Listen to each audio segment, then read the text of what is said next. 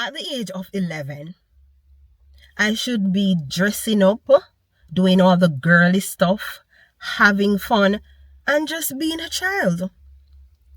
But that's not what I was all about. So I want to welcome all my new subscribers and viewers to the channel. And if you didn't know, this is day 4 of 30. So I am challenging myself to post a video each day of this month. So come back every day, tune in, watch, comment, like, and subscribe for those of you who are not yet subscribed. So let's continue with the video. For quite some time now, my ears tend to catch on to a very strong conversation persons may have directly with me and indirectly. How they have no intentions of getting married and they don't want to be married. And so when I look at self and I go way back decades, the question is, did I always want to get married? And my story will tell you nothing but the truth and the truth only. So here goes. As I was walking in my community one day, I was just observing and I was just looking at the different houses, the people as they go by, and I started talking to God and I was saying to him, God, I want to be married. When I grow up, I want a husband, I want children, I want a house, I want a car, and I want money. And I was there talking to God as I walk. I was going to visit someone. And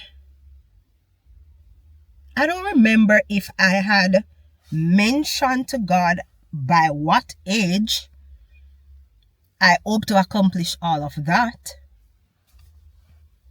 But what I do know is that I had that in mind from the age of 11. And part of the reason I believe I had that desire is because I did not grow up with my parents. They were apart. Alright, so daddy was here, mommy was here. And I also had grandma. And looking at my parents' side, looking at family in general, I was like, I don't want to grow up and not experience togetherness, relationship, as my parents did. And what I said, I mean in marriage, not outside of marriage. And I said to myself, this is not what I want for me. I want that long-term companionship that God sanctions. Because when I look at it, my mom is a single parent. Very challenging for her. So I look at it to say, if I have my partner, my husband, then financially things can even be better. And so I kept on talking to God about what I had spoken to him about on that day. It's not just a one-time conversation. It's a continuous conversation with God regarding those desires. And there were two married couples, who also are motivators for me in having that desire, even as a young child at a tender age. Elise Sinclair and Purcell Sinclair, that's couple number 1. And Michael Fagan and Estella Fagan. Trust me, those two couples, they were the married couples of my time that I admired. And I said to myself, if they can do it, I can do it too. And God will find me that right husband. Did I tell God, oh, I want a tall, dark, nice, handsome gentleman with money? I don't remember ever saying that, because remember, I know me did 11. And how much did I know at that time about physical traits and also the characteristics of a real man? Because we have some man too. Yeah. Real man we are talking about. And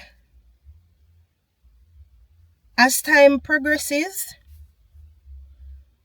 I did not lose hope of that desire. I believe that one day it would have happened. And I never gave up on that hope or that belief. So in terms of those two couples now, they were also Christ-like minded. They were serving God.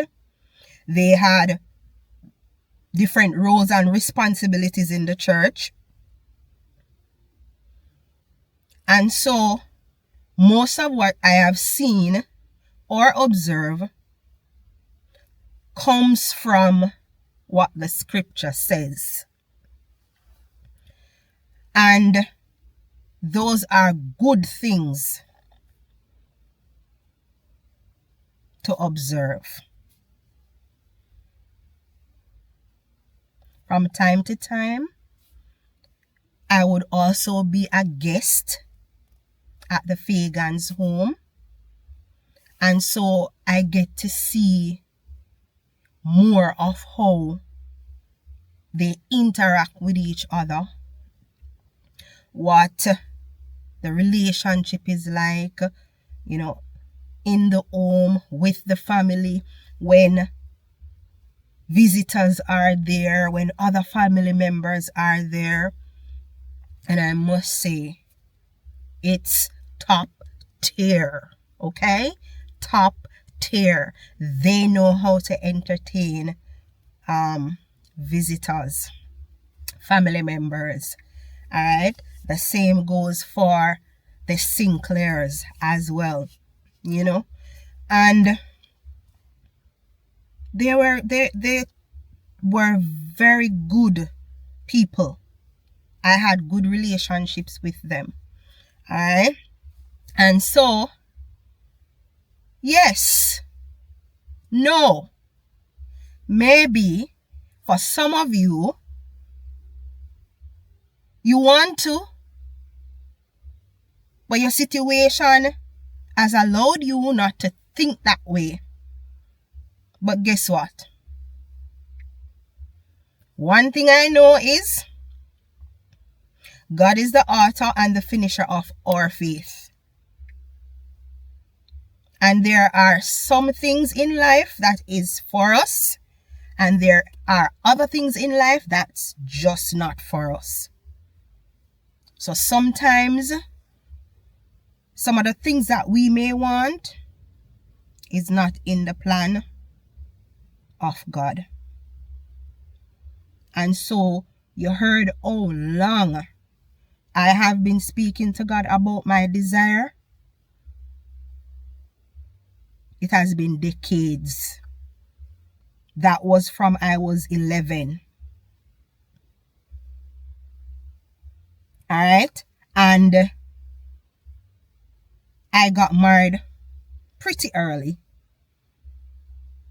I got married at 23.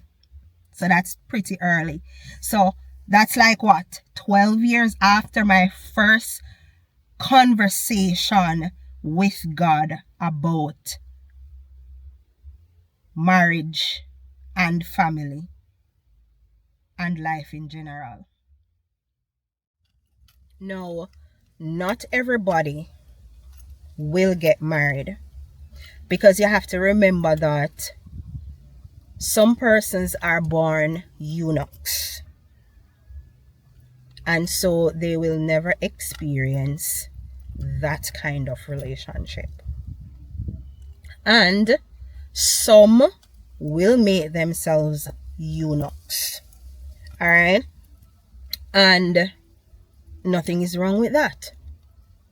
As long as you trust and you believe God to keep you as you make that decision. And so, for those of you who intend to get married, make sure that you know what you're getting yourself into, because marriage is a lifelong process. It is. Alright? And so, for me, I am locked down. I am tied down until death do us part. Whether I die first or my husband die first. Then, if it's up to me that I want to be married again, or it's up to him whether he wants to marry again, that's all up to us. Alright? But divorce is not an option for us. Separation can happen. You know, that's what is sanctioned. But even being separated, he's still my husband. I am still his wife. Alright? So, praying and hope to God that he will continue to keep my husband and I, because marriage is no joke. It is very serious. And while it is honourable by God, it has its challenges. It has its ups and downs. Is it a bed of roses all the time? Sometime. And oh, I love and enjoy those times. But there comes difficulties that sometimes bring tears, that sometimes bring sadness, that sometimes makes you overwhelmed. But marriage is lovely. So, for those of us who desire to be married, there's a lot that goes into marriage. Counseling and the whole works. You know, just get up one day and say, sure, I like that guy with the bow legs, you know. Me I go get married to him. More than that. What if one day you can't see those bow legs anymore?